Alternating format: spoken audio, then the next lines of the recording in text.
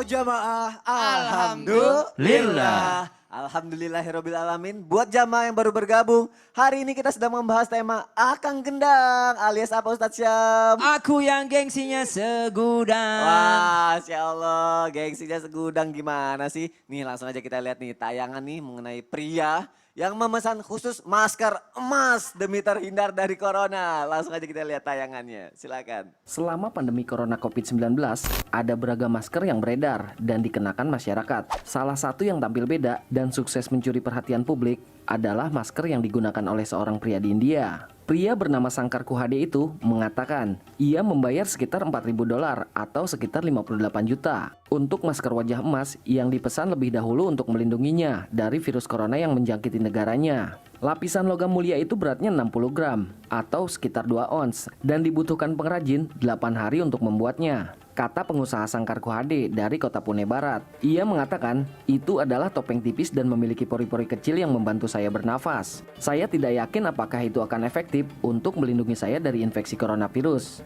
Tetapi saya mengambil tindakan pencegahan lain. Saat keluar rumah, pria berusia 49 tahun itu mengatakan dia suka menghiasi dirinya dengan perhiasan emas seberat 1 kg, termasuk gelang, kalung, dan cincin di setiap jari tangan kanannya. Ya Allah, emas semua dari masker, cincin, gelang, kalung. Akhirnya setelah sekian lama aku jadi tahu kenapa laki-laki awal mulanya dipanggil mas-mas nih. Lu ada dahsyat. Karena itu. Iya, Ini Pak Sony. apakah ada hubungannya dengan gengsi jamaah? Kita cari tahu. Aku mau nanya sama Pak Kiai. Benar gak sih Pak Kiai sebenarnya hidup itu begitu mudah dan sederhana, tapi gengsi lah yang akhirnya membuat kehidupan kita jadi kelihatan mahal semuanya. Iya, betul. Kehidupan itu sebetulnya sangat amat murah sekali. Kalau kita bicara soal kebutuhan. Tetapi yang berat ini gengsi. Ustadz Maulana, Ustadz Syam, Pak Sony, para pemirsa. Kalau saya pendapatan ada 5, kemudian saya berikan, saya keluarkan 4. Berarti yang 1 untuk berzakat infak sodakoh.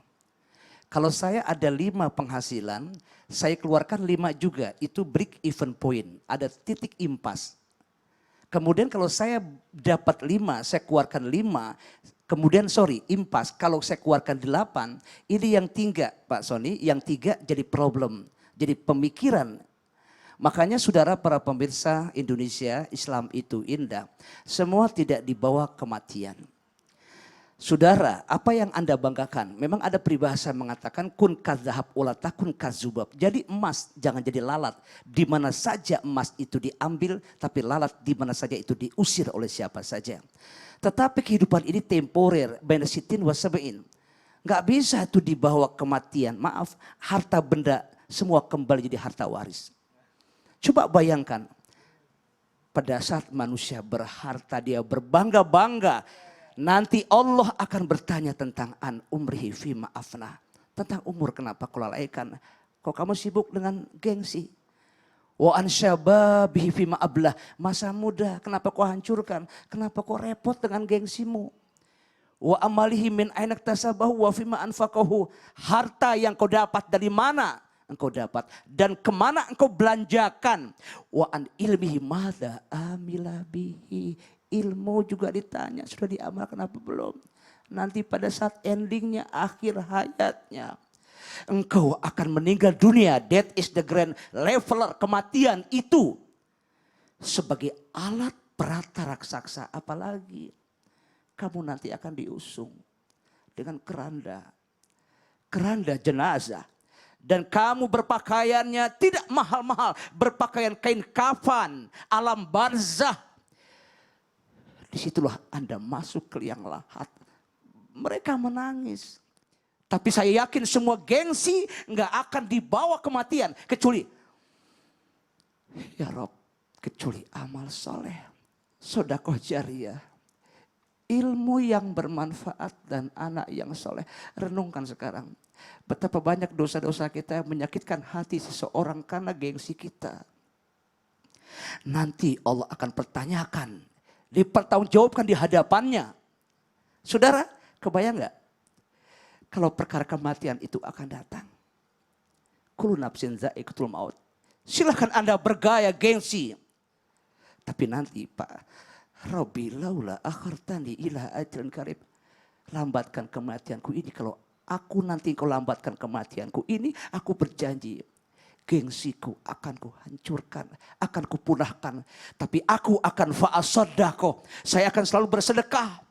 Disinilah para pemirsa, ternyata Akang Gendang, maaf, tak berlaku lagi. Maksud saya adalah aku yang gengsinya segudang. Maaf, semua tidak ada lagi. Hari ini mari sama-sama kita bina, kita arrange jiwa kita untuk menjadi hamba yang paripurna. Tetap bismillah, sodakoh, ilmu dan anak yang soleh.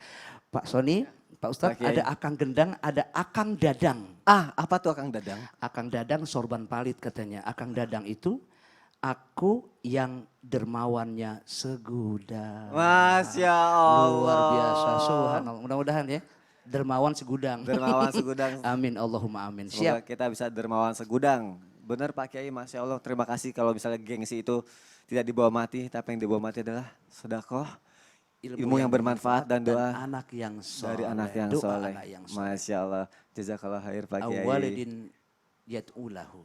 Masya Allah. Sodakotin jariyatin aw ilmin yuntafa'u bihi aw waladin solehin yat'ulahu. Ya, demikian. Ya, hidup itu simpel, cuma gaya hiduplah yang bikin ribet. Tapi kita hilangkan gaya hidup yang ribet itu sekarang. Sekarang saya mau tanya lagi sama Ustadz Maulana. Iya. Pertanyaan aku yang tadi Ustadz yang aku digantungin Iya, lagi, iya. digantungin. Gengsi apa yang diperbolehkan Ustadz dan kenapa diperbolehkan? Iya baik, izin Pak Kiai, izin Sasam dan semuanya. Kalau Islam itu indah, melihat dari sudut pasti tetap ada kebaikannya. Ternyata, maaf saya pinjam kata-kata ini, sampah saja masih bisa jadi kompos kan. Berarti ternyata gengsi pun masih ada baiknya. Apa tuh baiknya? Mau tahu? Mau banget. Gengsi yang pertama, gengsi ketika meninggalkan dosa. Artinya begini, ada maksiat, aku tinggalkan. Gengsi, aku gak enak. Gak enak sebenarnya. Sebenarnya dia tidak pernah sholat. Ya. Tapi karena di rumahnya mertuanya, malu dia kalau tidak sholat. Oh, Masya Allah. begitu kan? Khusyuk banget ya. Iya, Yura'unan nas. sebenarnya kan maaf, dia bandel.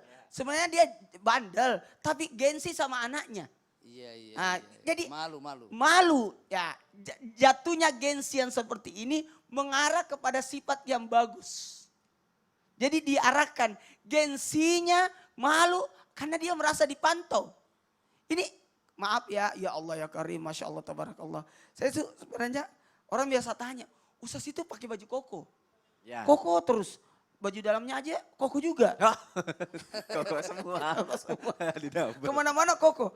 Kayaknya bahkan anak saya sendiri tidak pernah melihat kulit badan saya. Masya Karena artinya malu pada posisi seperti ini. Kadang-kala kan orang asik-asikan aja. asik. Kalau saya, ya ini apalagi. Makanya ya Allah perut ini. Apalagi gengsi untuk meminta-minta. Kepada semua orang kaya dimanapun berada.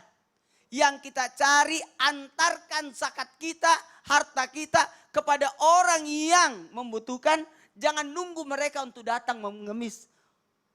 Betapa banyak orang miskin yang mulia. Maksudnya dia tidak mau mengedahkan tangannya untuk meminta. Jangan salah, saya pernah dikecewakan 2 kali. Kenapa Ustaz? Ada orang, maaf aku mau kasih makanan. Ya. Dia tolak. Maunya apa? Dia bilang masih ada yang lebih butuh dibanding saya. Oh, Masya subhanallah. Ada bahkan yang saya kasih duit, maaf aku bukan pengemis. Ini 2 sisi, makanya kadang-kala saya berpikir untuk memberikan sesuatu. Jangan sampai dia merasa terhina. Iya. Nah, kadang-kala kita tanpa kita sadari ada orang miskin yang dalam artian tidak mau datang ke rumah orang. Lebih baik dia kelaparan daripada mengemis. Inilah yang hebat ini. Gengsi untuk meminta-minta.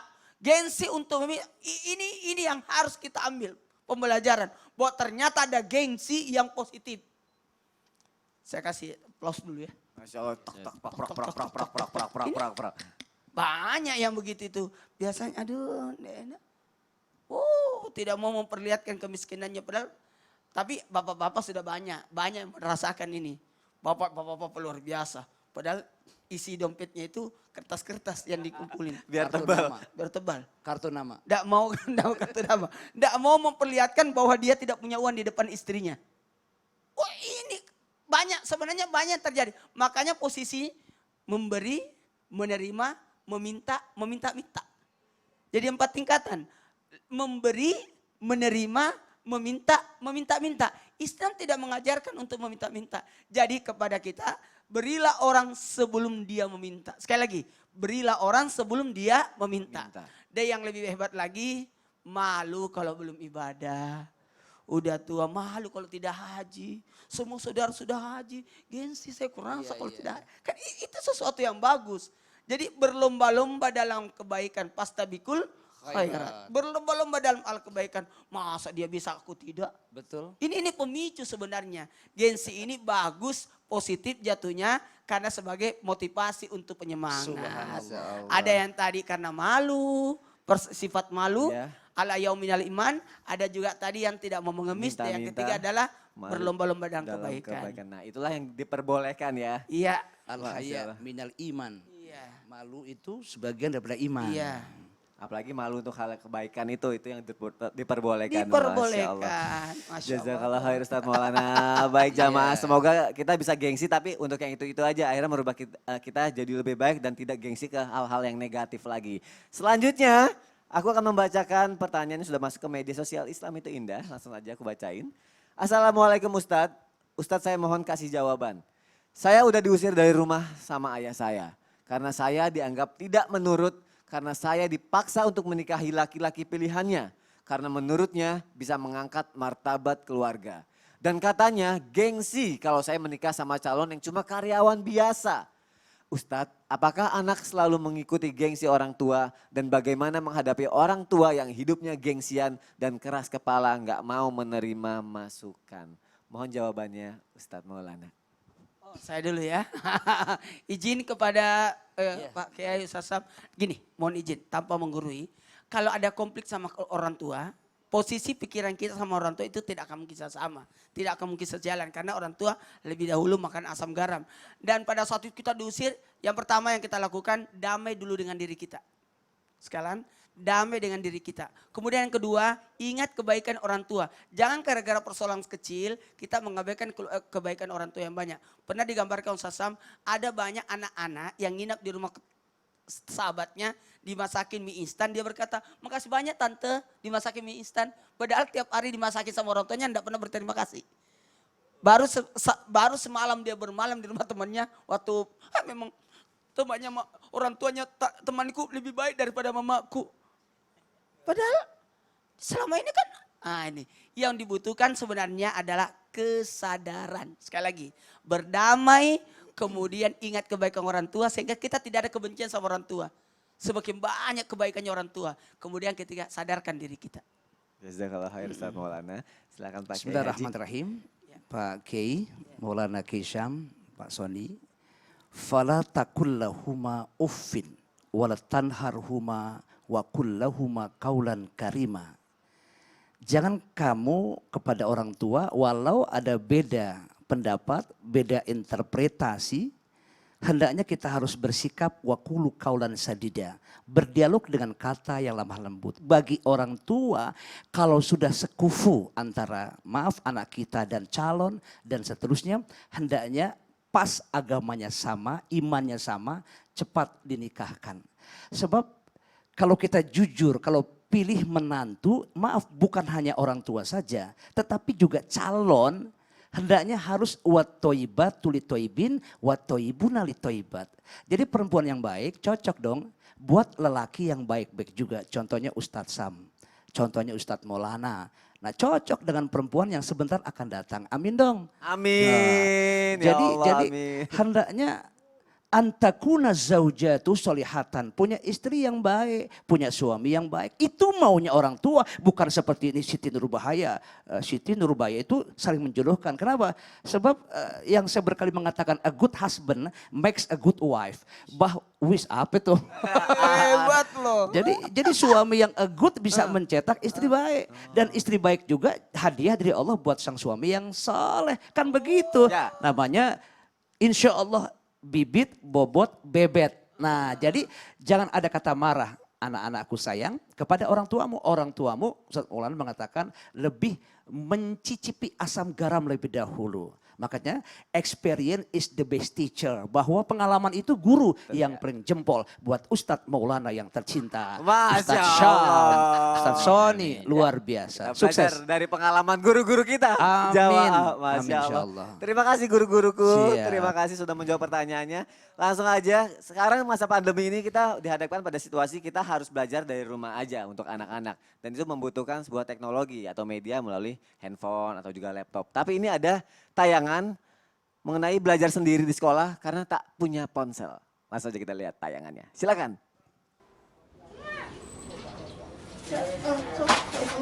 Inilah Dimas Ibnu alias siswa kelas 7 SMP Negeri 1 Rembang, Jawa Tengah. Saat pandemi ketika kegiatan belajar siswa dilakukan jarak jauh dengan sistem online, Dimas tetap berangkat ke sekolah.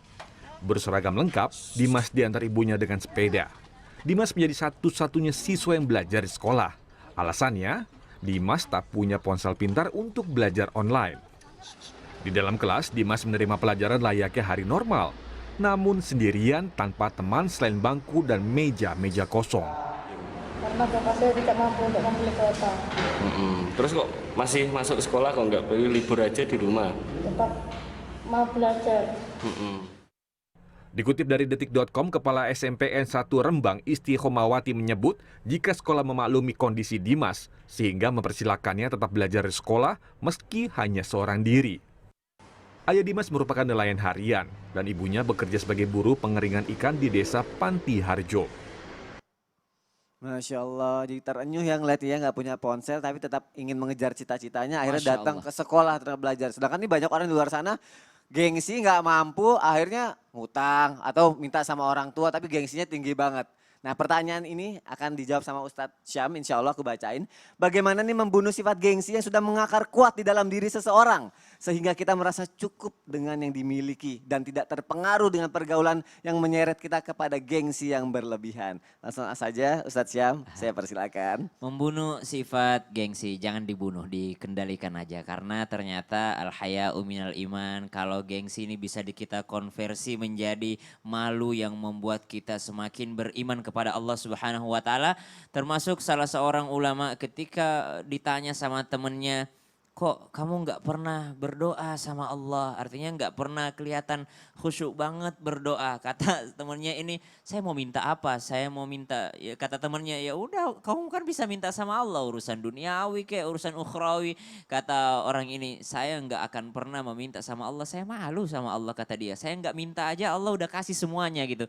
Kemudian atau kau mau aku bantu? Kata temennya. Mau nggak kalau aku yang bantuin kamu? Kata temennya lagi tadi ulama ini katakan, sama yang punya dunia saja saya tidak pernah minta, apalagi sama manusia. Jadi ini gengsi yang luar biasa nih. Istighna anin nas atau yang namanya merasa kaya di hadapan sesama manusia. Karena banyak juga orang kan yang jual derita pengen dikasihani gitu. Malah kita dilarang, kita mestinya merasa kaya di hadapan manusia bukan gengsi. Tapi kita meyakini bahwa Allah yang pemilik kekayaan ini. Allah yang membagikan rezeki, Allah yang menciptakan saya dan Allah tidak akan pernah membuat saya membiarkan saya kelaparan.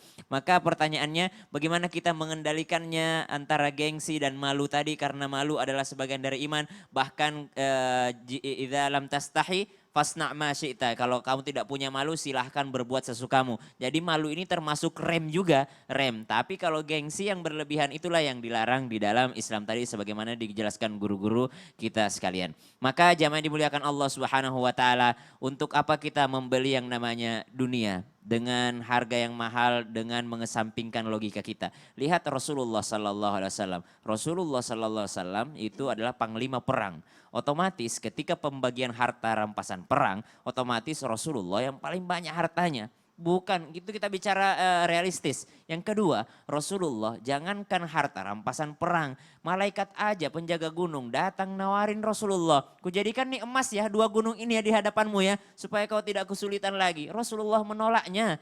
Rasulullah didatangi Jibril, disuruh pilih sama Allah. Mau jadi nabi sekaligus raja atau nabi sekaligus hamba Allah. Rasul pilih, saya pilih nabi sekaligus hamba Allah aja. Gak usah nabi sekaligus raja, karena nabi sekaligus raja ada. Nabi Sulaiman, Nabi Daud. Mereka kan nabi sekaligus raja. Tapi Rasulullah SAW dengan segala kekayaan yang beliau punya, beliau tidak memilih dengan hidup kaya. Tapi beliau kaya loh, jangan salah. Melamar Khadijah itu dengan berapa ratus onta itu.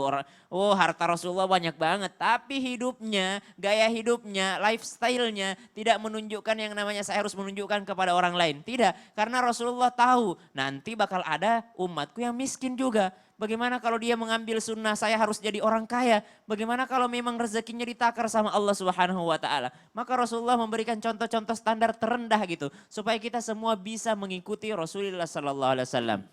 Yang kedua, kita belajar dari orang terhebat tadi, Rasulullah SAW. Kita belajar dari orang terkaya lagi, Jack Ma. Jack Ma itu ditolak berapa kali dalam melamar pekerjaannya. Ditolak lagi berapa kali. Beliau bilang 10 orang mendaftar jadi polisi, 9 diterima. Dan saya jadi orang yang ke-10 yang ditolak. Ya Allah. Saya berangkat ke Harvard. 10 tahun saya mendaftar, 40 mahasiswa yang mendaftar. Alhamdulillah 30, dia enggak bilang alhamdulillah. Segala puji puji Tuhan 39 diterima. Satu yang tidak diterima, saya yang satunya itu. Ditolak. Tapi tidak pernah yang namanya kehilangan gengsinya untuk berusaha. Akhirnya pernah menjadi orang terkaya di China. Mark yang punya Facebook, yang punya Instagram, yang punya WhatsApp. Beliau itu kalau keluar rumah tidak pernah kita lihat pakai kaos yang ada mereknya. Nggak pernah dia menjual yang namanya gengsi. Nggak pernah dia pakai celana itu yang ada merek yang branded. Seorang yang punya, orang terkaya di dunia loh. Termasuk orang terkaya di dunia nggak pernah menjual brand ketika keluar daripada rumahnya. Keren banget. Tapi dia menjual yang namanya ilmunya. Saya punya ilmu, ngapain saya gengsi di hadapan manusia. Berarti bisa dibilang gengsi itu lawannya dari hidup hemat juga ya Ustadz ya? Benar, tapi jangan pelit ya. Jangan pelit ya. Islam itu idza anfaqu lam yusrifu wa lam yaqturu. Jangan kau pelit, jangan juga jor-joran. Islam itu sederhana. Sederhana. Mampu beli. Oh berarti tapi boleh jangan dong? boros. Mampu beli tapi jangan boros. Mampu beli. Berarti boleh dong orang tua sejak dini ngajarin anak hidup prihatin, masih hidup sederhana itu gak masalah Hidup ya? sederhana nak, kalau kau mau pakai barang branded usahakan pakai uangmu sendiri. Itu rasanya lebih enak gitu. Oh iya, Masya Allah, baik. Ayo ajarin anak-anak kita, jangan anak-anaknya doang diajarin, orang tuanya juga harus belajar, termasuk saya juga. Baik, terima kasih guru-guruku, terima kasih. Masya Allah, jazakallah khair. Jamaah setelah ini masih akan ada ensiklopedia Islam yang akan dibawakan oleh Ustadz Syam. Dan juga nanti kita akan sama-sama berdoa supaya kita diberikan rasa qanaah dan dijauhkan dari rasa gengsi yang merugikan dan dipimpin oleh Pak Kiai Haji Agus Dermawan. Baik jamaah yang dimuliakan Allah, jangan kemana-mana, tetap di Islam itu indah. Jamaah, oh jamaah, alhamdulillah.